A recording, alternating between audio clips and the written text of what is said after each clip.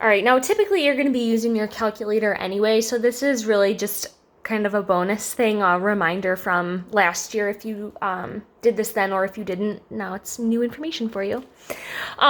Just a way that you can do this in your head mentally.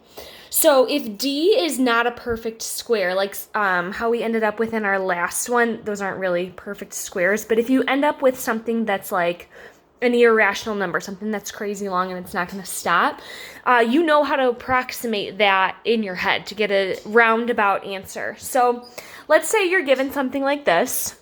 You have ax squared plus c equals 0, but in a different form, right? It gives us an equation, a quadratic equation for us to solve. And it says round to the nearest hundredth. And let's say we don't have a calculator handy. What could we do? All right. We're trying to get x by itself, so we're going to go about our business here the same way that we would. Add 13 to both sides. You end up with 4x squared is 28. And you're going to divide by 4 on both sides, which gives you x squared equals 7.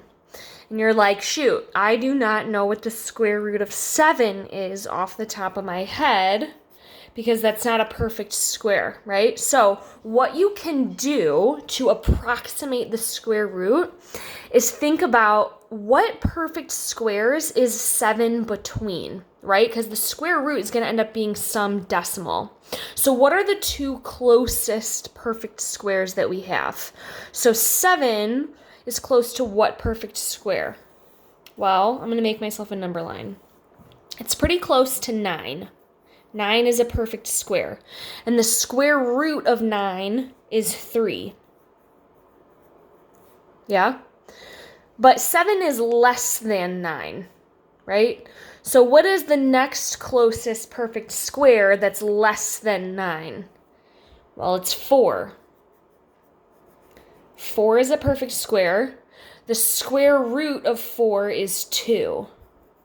And you'll notice that those square roots are 1 away from each other. That's what you want, because you want it to be between the two closest perfect squares as it can be. So 7, if I were going to place that, if I'm imagining this as a number line, how you can approximate this is think, okay, 7 is 3 steps away from 4, and it's 2 steps away from 9. So if this is my dead center, down here, this is going to be 2.5, right? Dead center between 2 and 3 is 2.5. And 7 is 3 steps away from 4 and 2 steps away from 9. That means 7 is going to be just a little bit right of center. So on my number line, I would place 7 maybe right here. And so I would approximate that then as what? What would you say this number is? I'm going to say 2.6. It's pretty close to 2.5, but maybe slightly over. They want us to round to the nearest hundredth. So let's say 2.65. Right? And now let's check ourselves. How close did we get? We'll zoom in here. The square root of 7 is 2.6457, on and on. So if I were going to round that to the nearest hundredth, it would be 2.65, which is pretty good.